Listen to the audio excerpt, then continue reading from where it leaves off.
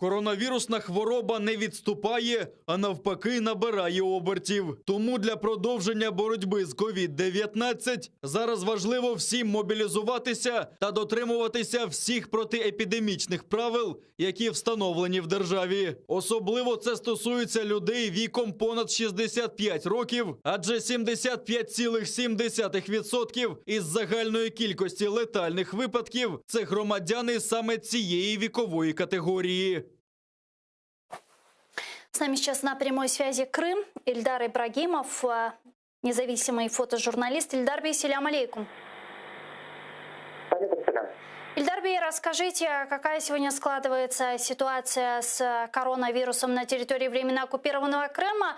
Можно ли доверять оккупационной статистике или же все-таки цифр больше?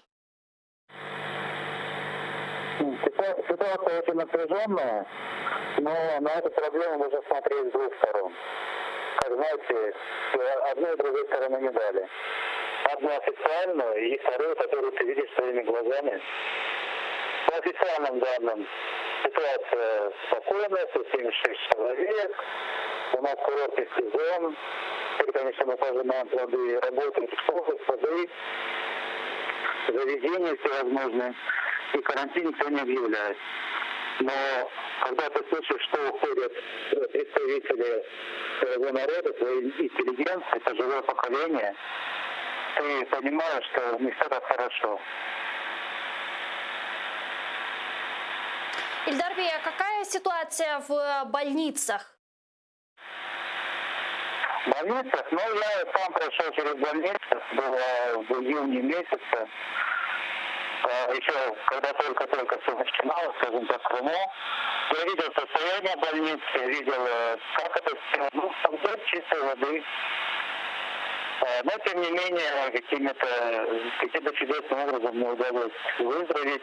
Благодарю врачам, которые в скафандрах работают, скажем так. Наверное, сложилось так, что состояние и мой возраст сыграли в лучшую сторону.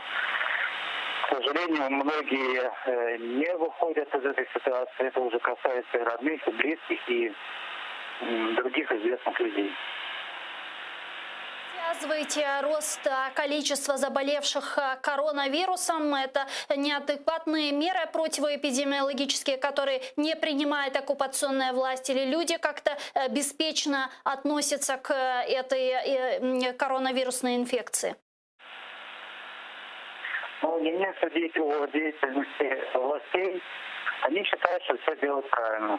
Но таких людей, как Сам Файтанджи, Зафарова, Керимов, Адинова, их уже не вернешь. И такая вот, к сожалению, ситуация. Не надо судить, скажем так. Дальше будет видно. Чоқсағылыңыз, Ильдар Бей. Ильдар Ибрагимов, независимый фотожурналист, был с нами на прямой связи. Мен мында чоқсағылыңыз.